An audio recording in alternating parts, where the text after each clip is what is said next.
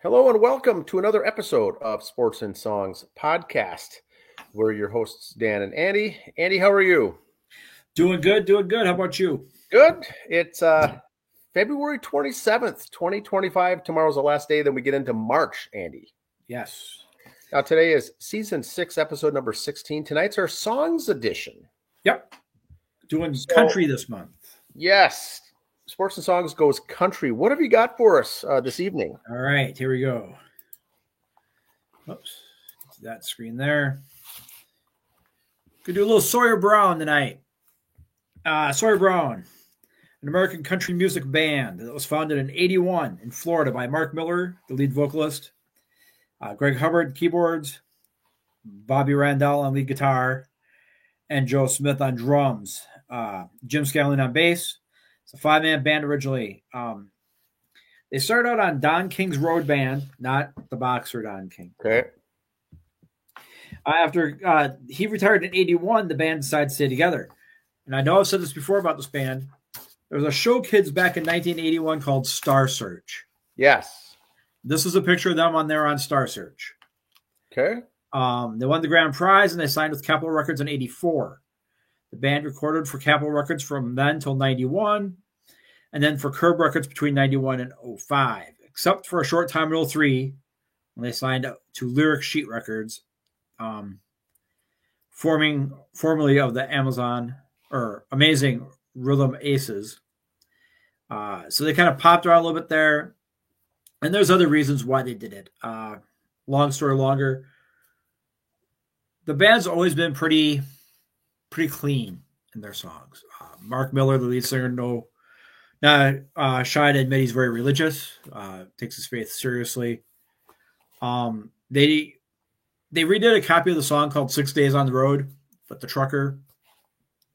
They changed the lyrics. Instead of saying popping little white pills, he says passing little white lines. So I give him respect for that. Song still made sense when he did it. He didn't totally change it to something silly and you have no idea what he was talking about. But, Sawyer Brown, they've released 18 studio albums and have charted over 50 times on the Hot Country Songs charts, including 3 number 1 hit singles, Step That Step, Some Girls Do, and Thank God for You, 85, 92, and 93 respectively for those songs coming out. The band's sound is largely defined as country pop and rock music influences. They cover versions of songs by George Jones, Michael Johnson, and Dave Dudley. Also song hits. They've also collaborated with Randy Scruggs and Mac McAnally. When they were originally named Savannah was the original name of the band. So if you ever looked up Savannah, go, hey, those names are familiar. Yeah, it's the guys from Sawyer Brown. They went with another band with a similar name, so they kind of changed it. They met with their manager out of Nashville and began looking through area phone books for inspiration. They blindly landed on the name of a nearby, therefore, Sawyer Brown Road, and devised the term for the band name Sawyer Brown. So unlike Leonard Skinner, it wasn't the name of a teacher they had in high school or a friend of theirs. It was just that's how they went.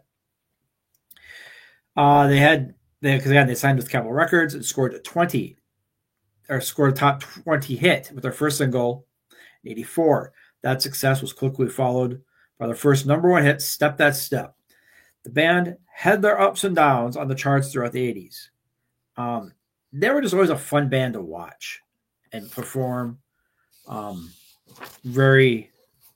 said country rock would be a good guess for it. They were kind of more of a rock sound when they were on Star Search. Following The Walk, their song The Walk, the band scored another top 10 hits, including 2 more number 1s, 1992's Some Girls Do and 93's Thank God for You. Both very good songs, both co-written by Mark Miller. He co-wrote with in 1985. Sawyer Brown had enough hits for a second greatest hits package. The album entitled Greatest Hits 90 through 95 included two new singles, This Time and I Don't Believe in Goodbye, which fit perfectly on that album. So I thought they were both very good songs right there. Mark Miller went on to work with another band. He had started another group and found them. I'm trying to find the name here. In the early 2000s, he formed a Christian music label and a group called Casting Crowns. If you follow religious Christian music, Okay. you'd be familiar with them. Mark Miller helped them get them started. Also, in the early 2000s, Sawyer Brown wrote the Nebraska song in honor of Brooke Benninger, the Nebraska quarterback. Am I pronouncing his last name right? I think I might mess it up. Who had died in a plane crash April 18th, 1996. The song was actually written before his death. The song appears on the group's album 6 Days on the Road. Mark Miller also served as a pallbearer at his funeral. In 1998, the band appeared at the Unforgiven in Your House pay-per-view and performed a lip-sync version of Some Girls Do with WWF star Jeff Jarrett. So Interesting. We mixed sports and songs right there. I like it. A crossover.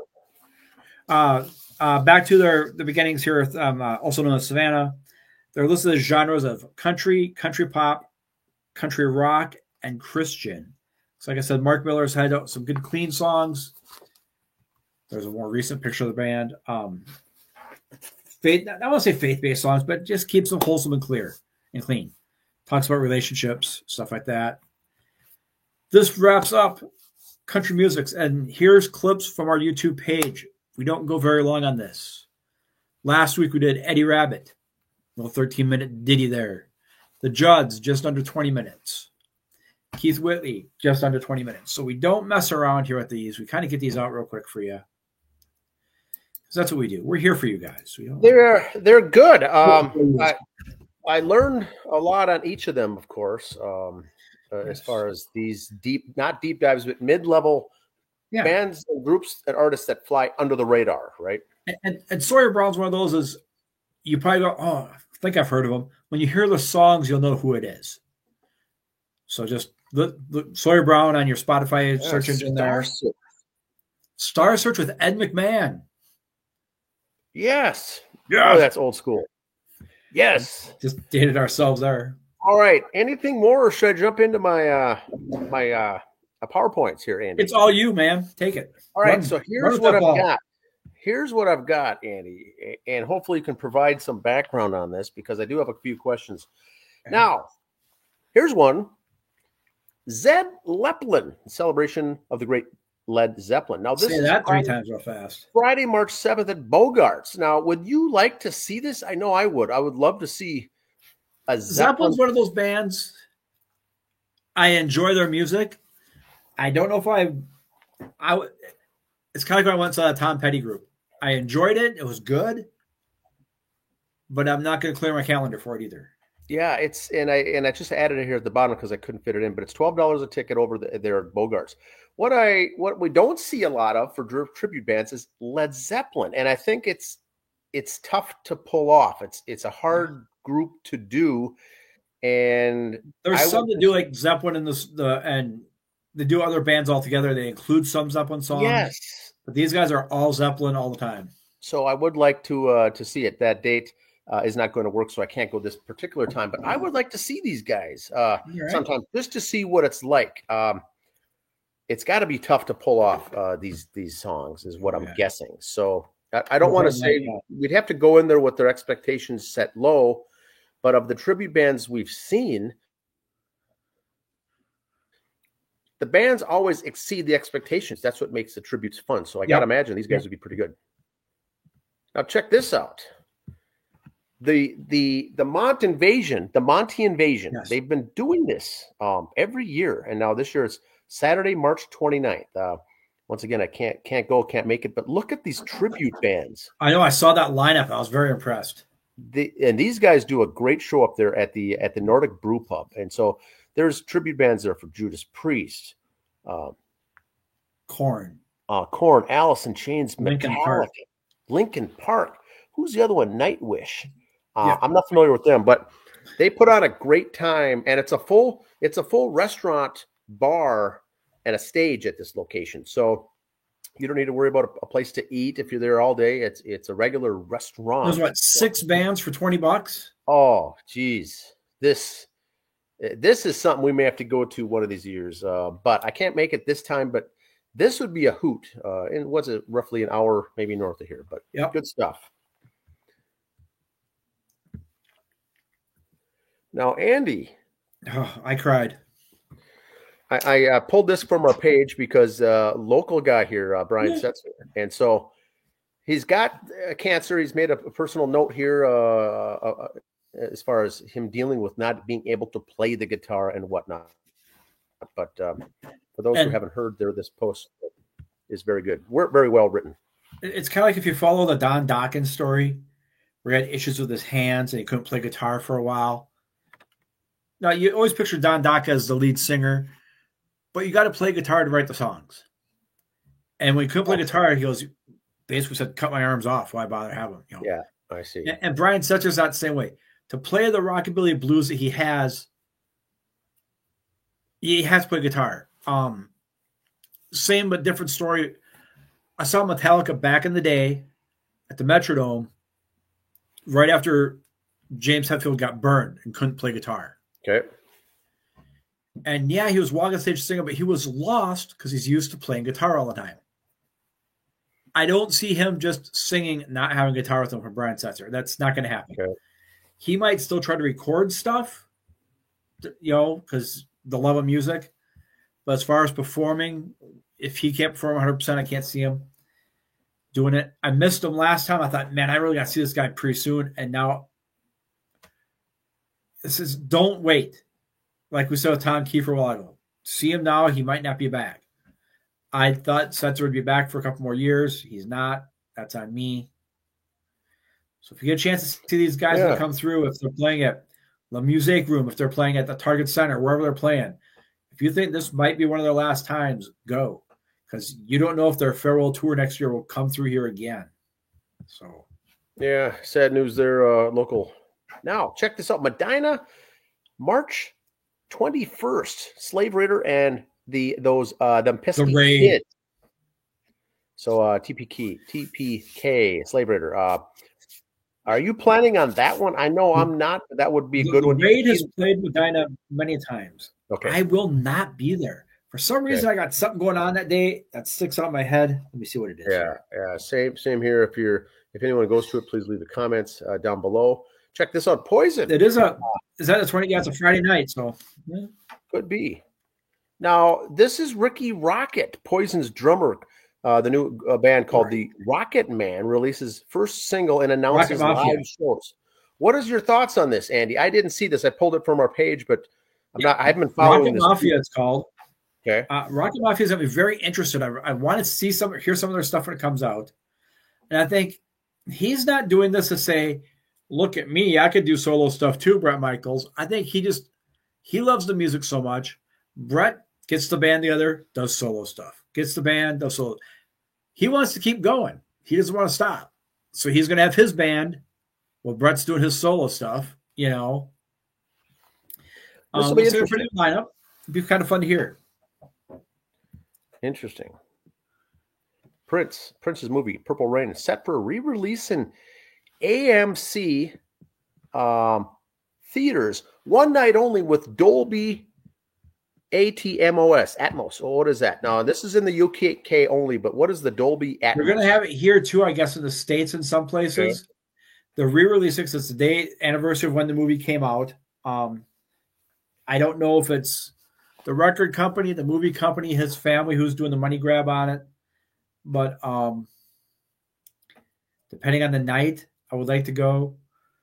That time of year is kind of tough for me. Got the show 2 nights a week. It's during Lent, so the business I'm in at work, it's going to be kind of tough to find a night to get out. But so this first one is just basically this is the premiere. The one in the UK in March 5th is the premiere, and now they'll do subsequent ones here in the US. Yeah, I think there's going to go one night only at some places. But I wouldn't be surprised when they kind of milk it through all of March. Interesting, though. Now, last slide. The Doghouse Bar and Grill, Queen of the Reich, 2 Minutes to Maiden. That's Saturday, March 1st. Now, this is this Saturday, Andy, 8:30 p.m. $10 to see two great bands. What are your Queen thoughts? Queen of the Reich, 2 Minutes to Maiden. These guys do a lot of shows together. A lot of friends in the bands. We'll say overlap. There's a lot of overlap. Overlap. Some friendlier than others with other members of the bands. But when you get these two bands, you see them together a lot. When they are together, you know they're going to work good together. Yes, they're not going to do each other's songs, but they got their timing down. They get along. So there's a little fun between the two when they go. Good time would be had there if you can make it. I suggest you do.